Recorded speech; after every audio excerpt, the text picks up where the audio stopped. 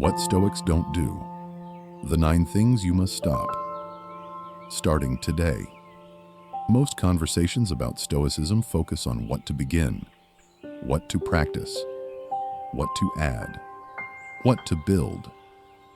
But Epictetus, the one who distilled an entire philosophy into 2 words, understood that the path runs in both directions. Persist and resist.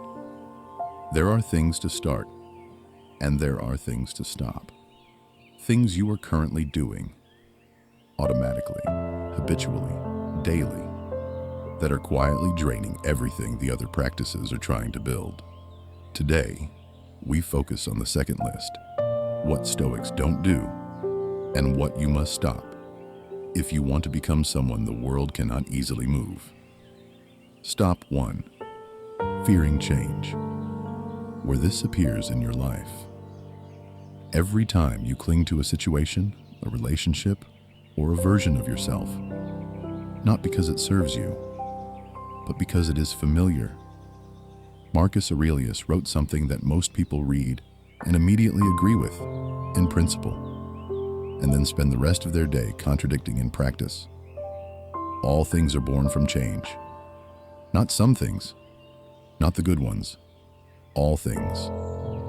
Every relationship that expanded you, every opportunity that redirected you, every loss that broke you open in the direction of something truer, all of it arrived disguised as change.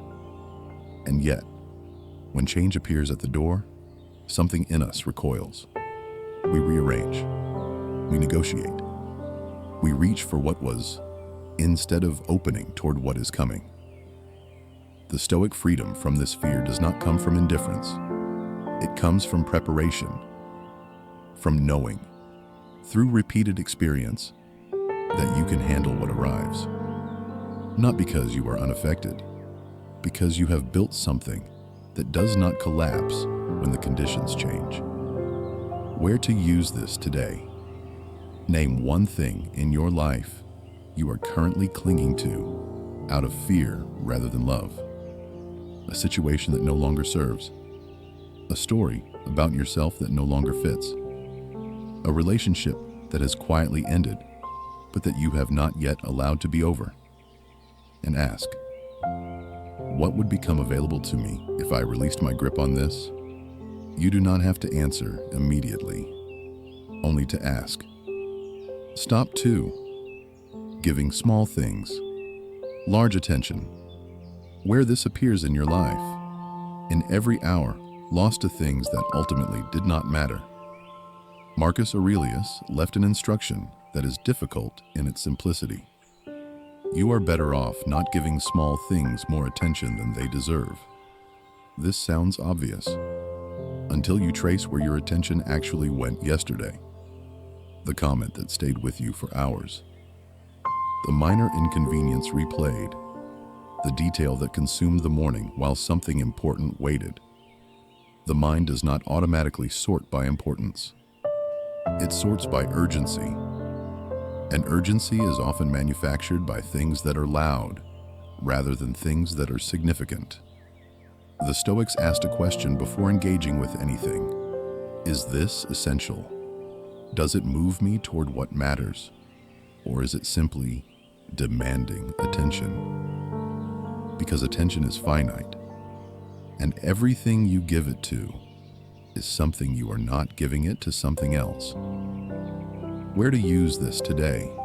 At any point in the day, when you feel your attention being pulled by a conversation, a notification, a worry, ask the Stoic question, is this essential? If no, not with force, not with drama, simply redirect. Do this 10 times today, and count how much of the day comes back to you. Stop 3. Caring what the wrong people think.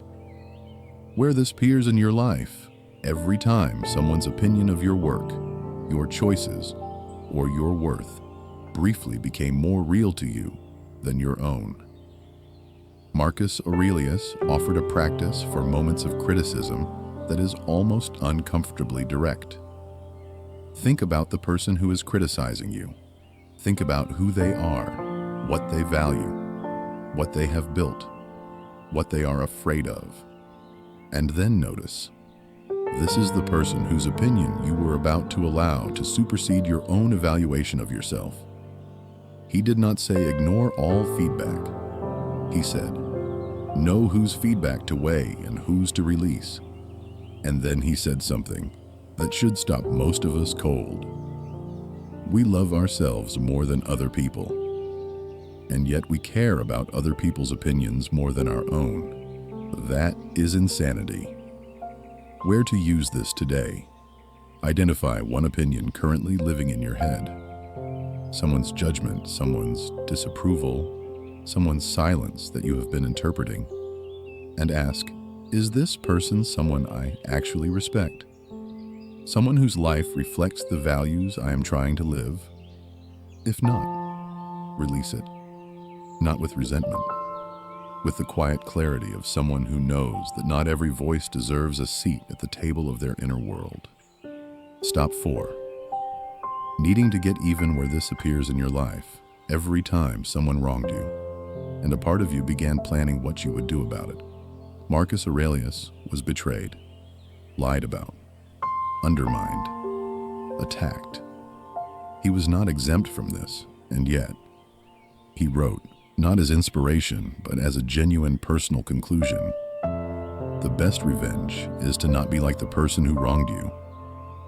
Seneca asked a question that exposes the cost of revenge more clearly than any argument.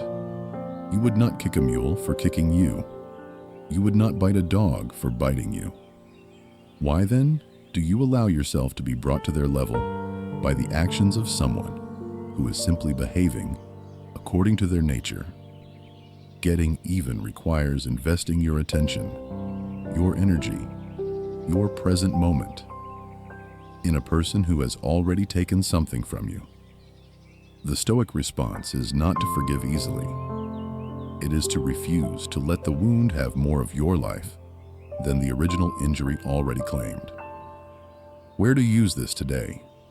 If something is living in you that feels like unfinished business, a grievance, a desire to correct, a plan to restore balance, ask, how much more of my present life am I willing to give to this?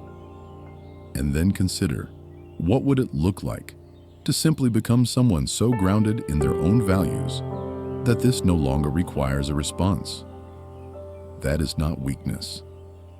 That is the most expensive thing another person can be denied, your reaction. Stop 5. Starting the day on someone else's terms. Where this appears in your life, every morning the phone is checked before the mind is set. Marcus Aurelius described it with an image that has only become more accurate with time. You must stop being jerked around like a puppet, and yet, most days begin exactly that way. The notification arrives, the message appears, the news breaks, the opinion lands, and before the day has truly begun, before any choice has been made about who you want to be today, you are already someone else's item on someone else's agenda. Napoleon, famously, would not read his mail until 3 weeks after it arrived. Not because he was careless, because he understood that most problems resolve themselves, and that constant availability does not create clarity. It creates freneticism. Where to use this today? Tomorrow morning, before checking anything. Take 10 minutes first. Not to be productive, to be present, to decide before the world decides for you. Who am I today? What matters most? What will I refuse to give my attention to, regardless of what arrives? Set your own terms first, then open the door. Stop 6. Responding to everything in real time. Where this appears in your life, every time you interrupted something important to respond to something that could have waited or resolved itself.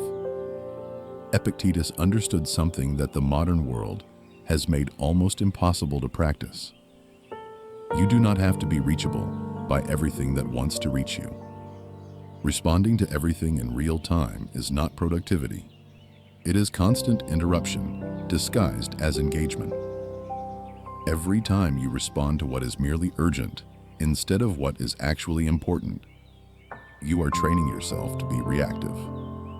And reactive people are not directing their lives, they are being directed. Where to use this today? Choose a window of time, even 1 hour, in which you are unreachable. Not checking, not responding, not monitoring, simply doing the thing that actually matters to you, with the full weight of your attention. Notice how different one protected hour feels from 10 interrupted ones. That difference is the difference between a life that is built and a life that is simply spent. Stop 7.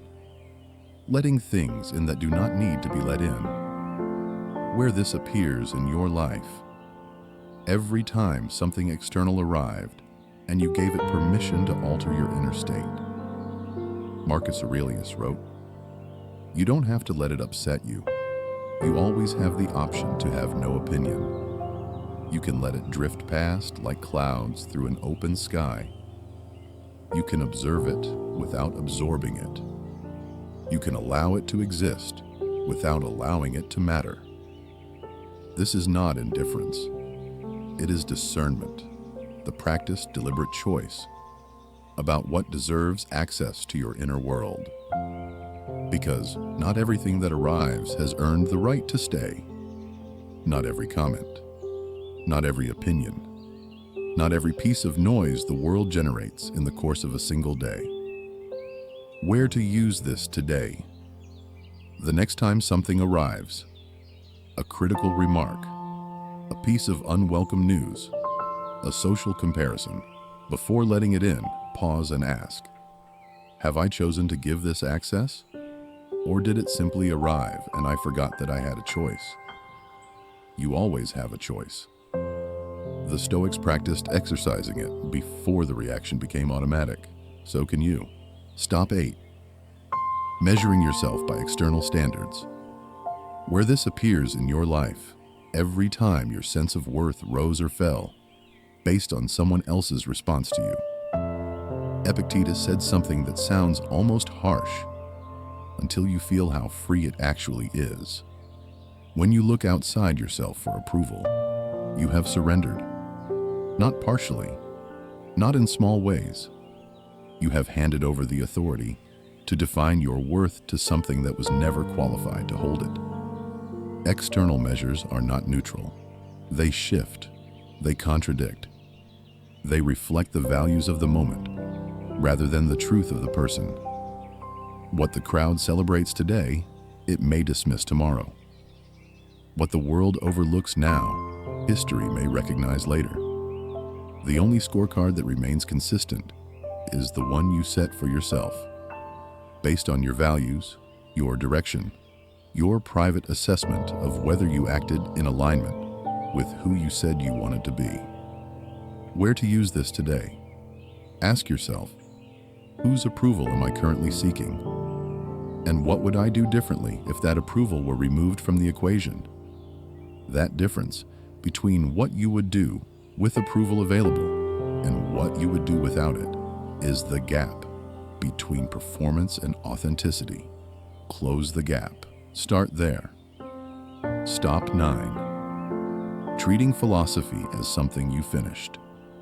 Where this appears in your life, every time you read something that resonated and then did not return to it. Epictetus was explicit about this. Philosophy is not a destination. It is not a book you finish, not a video you complete, not a concept you understand once and consider resolved. It is a practice, something you return to daily, that you engage with, that you carry into the actual moments of your actual life. The Stoics did not study in order to know. They studied in order to become. And becoming is not an event. It is what happens in the accumulation of 10,000 small moments when you return to what you believed. Not because it was convenient, but because it was yours. Where to use this today? Choose one idea from today, just one. and carry it into the rest of the day deliberately, not as a thought, as a practice. Notice where it applies. Notice where you forget it. Notice where it makes something possible that was not possible without it. That is how the philosophy stops being something you heard and becomes something you are. Closing, the two words that hold everything: persist and resist. These are not two separate philosophies. They are one truth, seen from two directions. Build what serves you. Release what does not. Begin what aligns. Stop what diminishes. Persist in the direction of your values. Resist everything that pulls you away from them. The world will always generate noise. People will always have opinions. Change will always arrive unexpectedly. Small things will always attempt to be large ones. Urgency will always compete with importance. And in the middle of all of that, the question is simply, what kind of person do you choose to be in this precise moment?